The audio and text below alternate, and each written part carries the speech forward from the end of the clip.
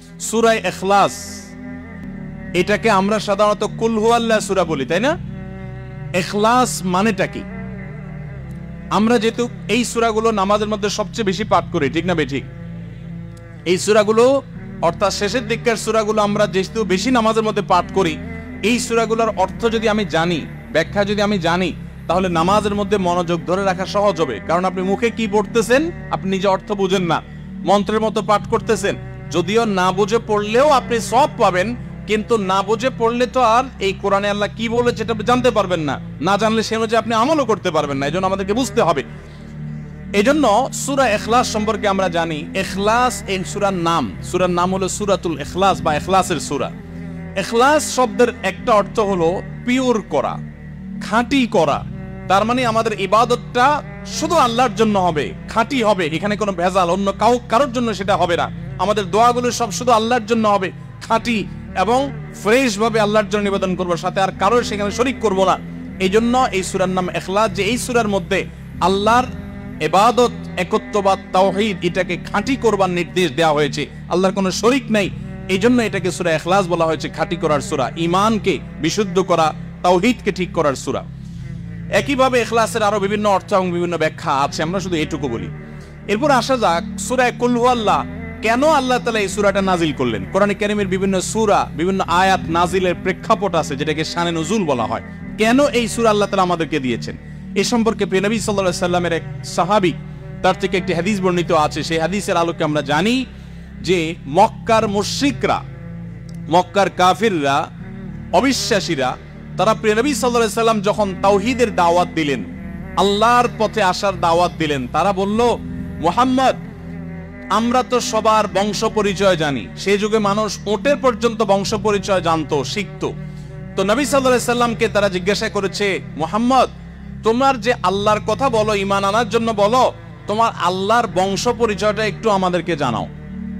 মক্কার মুশরিকদের এরকম হাস্যকর দাবি শোনার পর প্রিয় নবী সাল্লাল্লাহু আলাইহি সাল্লামের প্রতি আল্লাহ তাআলা এই সূরা নাজিল করে তাদের এই প্রশ্নটা যে অবান্তর, আল্লাহ তাআলার যে কোনো বংশ পরিচয় নাই, আল্লাহর যে কোনো জন্মদাতা নাই, তিনি যে কোনো জন্মদাতার মুখাপেক্ষী নন, সে বিষয়টাকে আল্লাহ তাআলা বিশদভাবে এই সূরাতে বিবৃত করেছেন, বর্ণনা দিয়েছেন। এই জন্য ওই প্রেক্ষিতে এই সূরাটা নাজিল হয়েছে। কোন উলামায়ে কেরাম, কোন মুফাসসিরগণ অবশ্য ভিন্ন আরো একাধিক কথাও বলেছেন, তবে এটি সবচেয়ে প্রসিদ্ধ এবং বেশিরভাগ মুফাসসিরদের মত এটি যে সূরা ইখলাস, কুল হুয়াল্লাহ সূরা নাজিল হয়েছে মক্কার মুশরিকরা প্রিয় নবী সাল্লাল্লাহু আলাইহি সাল্লামের কাছে আল্লাহর বংশ পরিচয় জানতে চাওয়ার মতো মূর্খতাসুলভ প্রশ্ন করেছে। সেই প্রশ্নের জবাবে এই সূরায় আল্লাহ রাব্বুল আলামিন বিস্তারিত বিবরণ দিয়েছেন। এবার আসুন আমরা এই সূরায় কি বলেছেন আল্লাহ রাব্বুল আলামিন সে বিষয়ে জানবো, এবং সেই সাথে এই সূরাটার বিশেষ ফজিলত আছে, সূরা ইখলাসের আবার স্পেশাল ফজিলত আছে কি সেটা আমরা জানবো ইনশাআল্লাহ তাআলা। আমরা প্রথমে আসুন সূরার অর্থ আমরা জেনে নেই। কুল হুয়াল্লাহু আহাদ। আমার সাথে সাথে আপনারা বলুন, কুল হুয়াল্লাহু আহাদ, আল্লাহুস সামাদ, লাম ইয়ালিদ ওয়া লাম ইউলাদ ওয়া লাম ইয়াকুল লাহু কুফুয়ান আহাদ। কুল হুয়াল্লাহু আহাদের অর্থ হলো বলুন। কুল মানে বলুন। এই কুলটা বড় কাফের কুল। আমরা অনেকে কয় রস্যকার কুল ও কুল, বড়ই লিখতে যে কুল লেখি আমরা ওই রকম বলি। এই কাফটা ভেতর থেকে আসবে, কুল কুল কুল বললে তার অর্থ হবে বলো। আর যদি ছোট কাফের কুল অর্থাৎ বাংলায় করস্যকার কুল ও কুল লিখি যে আমরা ওরকম কুল যদি বলেন, আরবিতে তার অর্থ হলো খাও। একটা হলো বলো, আরেকটা হলো খাও। অর্থের মধ্যে বেশ কম আছে না? নাই, অনেক বেশ কম। কোথায় খাওয়া আর কোথায় বলা। এই জন্য এই কাফটাকে একটু শুদ্ধ করার চেষ্টা করতে হবে। কুল ভিতর থেকে, কুল কুল হুয়াল্লাহু আহাদ। এর অর্থ কি? কুল মানে বলুন। আল্লাহ তাআলা তার রাসূলকে বলছেন, হে রাসূল, আপনার ভেতরে যে বিশ্বাস আছে তাওহীদের প্রতি, সেই বিশ্বাসকে প্রকাশ করে বলুন, হুয়াল্লাহু, হুয়া মানে তিনি, আল্লাহ মানে তো আল্লাহ, বলুন যে তিনি আল্লাহ, আহাদ মানে একক, অদ্বিতীয়, তার কোনো শরীক নাই, তার কোনো অংশীদার নাই, তিনি একক।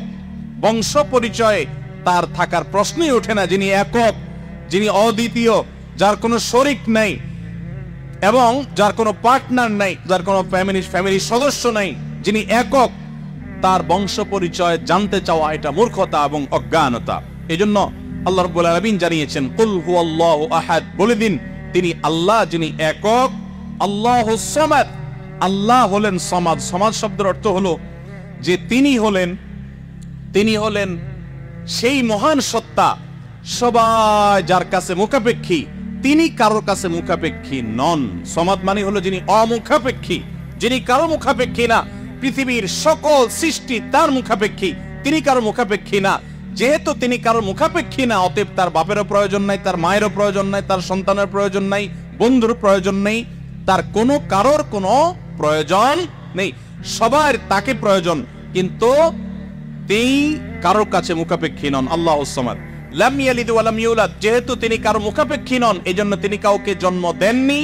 ওয়া লাম ইউলাদ, এবং তাকেও কেউ জন্ম দেয়নি। যেহেতু তিনি কোনো কারো মুখাপেক্ষী না, এজন্য তার বাপমারও প্রয়োজন নাই। আমরা দুনিয়াতে আসার জন্য বাপমার মুখাপেক্ষী, বাপমা ছাড়া আসতে পারে না। যেহেতু আল্লাহ কারো মুখাপেক্ষী নন, এজন্য তার কোনো জন্মদাতার প্রয়োজন হয়নি। ওয়া লাম ইউলাদ, এবং তিনি কাউকে জন্ম দেননি। কারণ আমাদের সন্তান সন্ততি জন্ম দিতে হয় আমাদের প্রয়োজনে, কারণ আমার বংশধারা ধরে রাখতে হবে, আমার নামটা ধরে রাখতে হবে, আমার সম্পদ রক্ষণাবেক্ষণ করতে হবে, মৃত্যুকালে আমাকে দেখাশোনা করতে হবে। এইসব কারণে আমাদের সন্তানের প্রয়োজন হয়। আল্লাহ তাআলা যেহেতু মুখাপেক্ষী নন কোনো কিছুর প্রতি, এই জন্য তার কাউকে জন্ম দিয়ে তার বংশ টিকিয়ে রাখারও প্রয়োজন নেই, আবার তাকে কেউ জন্ম দেওয়ারও প্রয়োজন নাই। ওয়ালাম ইয়াকুল্লাহু কুফুয়ান আহাদ, আর তার কোনো সমকক্ষ নাই, তার সমান কেউ নাই, তার সাথে কোন প্রকার সাদৃশ্য হতে পারে এমন আর কেউ নেই। তিনি অদ্বিতীয়, তিনি একক। এই ছোট ছোট 4টি সূরায় আল্লাহ তাআলার 3টি গুণবাচক নাম আল্লাহ উল্লেখ করেছেন। আল্লাহর মূল নাম যেটা, সেটা উল্লেখ করেছেন আল্লাহ, তার জাতে পাকের নাম। আর এর পাশাপাশি আরো 2টি গুণবাচক নাম উল্লেখ করেছেন। এক হলো আহাদ, মানে একক, এটা আল্লাহর গুণবাচক নাম। আর এটা হলো সামাদ, এটাও আল্লাহর গুণবাচক নাম।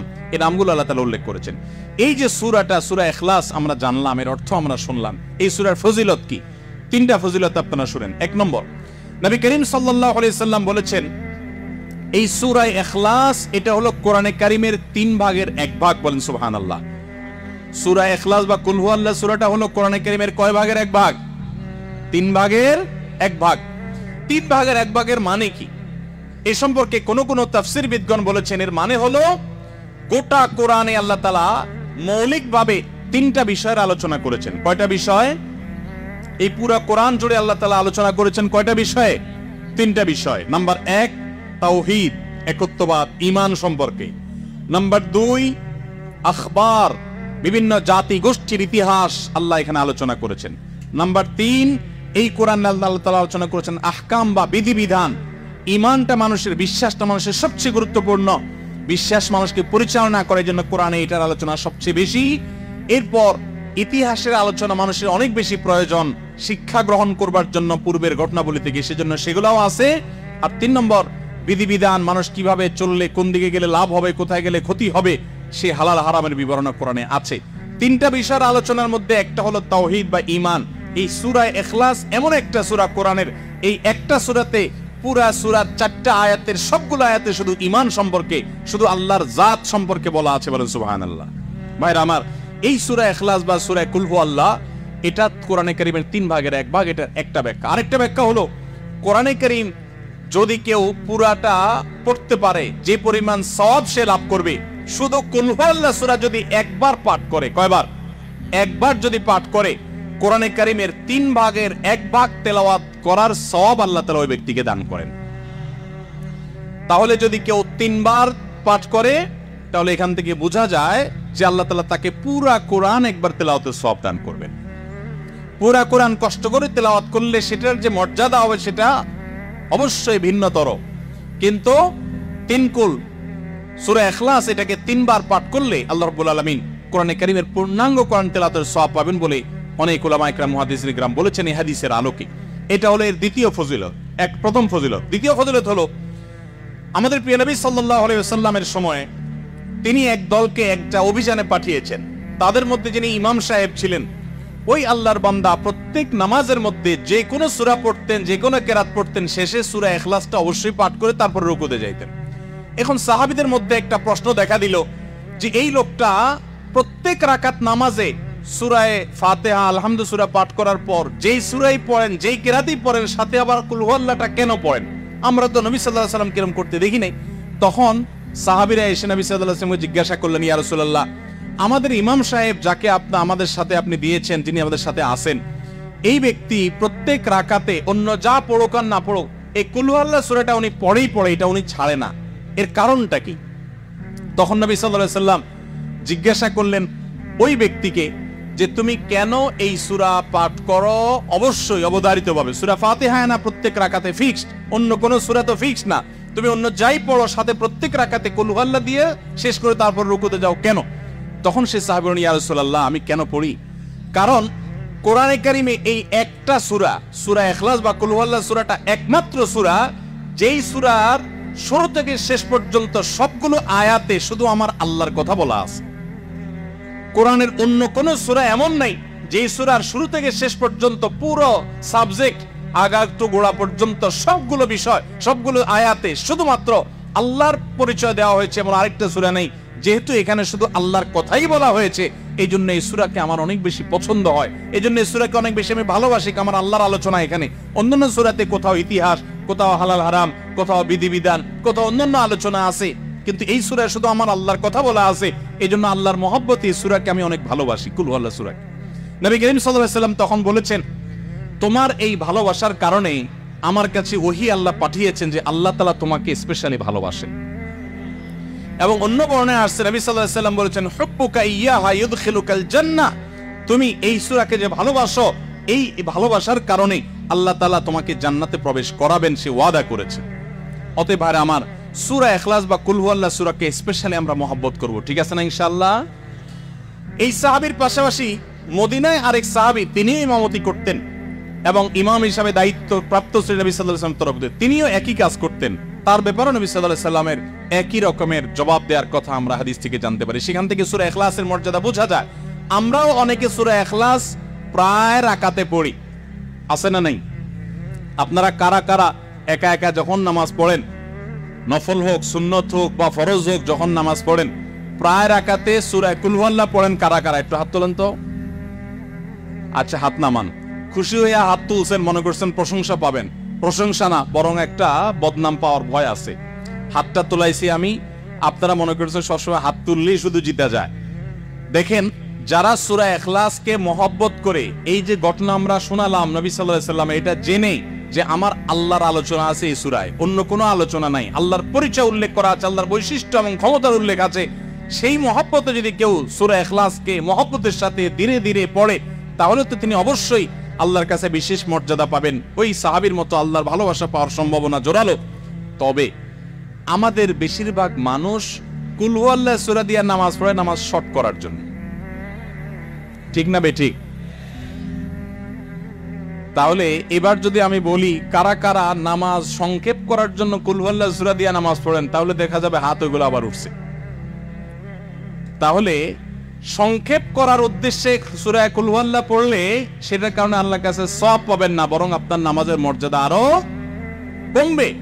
কুল হুয়াল্লাহ সূরার আরেকটি ফজিলত বলে আমি শেষ করতে চাই, সেটি হলো যে নবী করিম সাল্লাল্লাহু আলাইহি সাল্লামের একটা হাদিস আছে যে কেউ যদি 10 বার সূরা ইখলাস বা কুল হুয়াল্লাহ সূরা পাঠ করে, কয়বার? 10 বার, রাতে দিনে যে কোনো সময় 10 বার যদি কেউ কুল হুয়াল্লাহ সূরা পাঠ করে, আল্লাহ নবী সাল্লাল্লাহু আলাইহি সাল্লামের হাদিসে ওয়াদা রয়েছে আল্লাহ তাআলা ওই ব্যক্তির জন্য জান্নাতে একটা বিশাল প্রাসাদ নির্মাণ করবেন।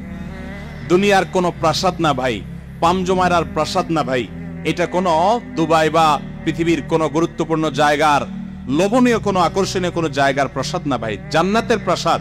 দুনিয়ার প্রাসাদ রেখে চলে যেতে হবে, জান্নাতের প্রাসাদ যে একবার পেয়ে যাবে অনন্ত অসীমকাল পর্যন্ত আর তার সেখান থেকে বের হতে হবে না, তার থেকে ছুটবে না।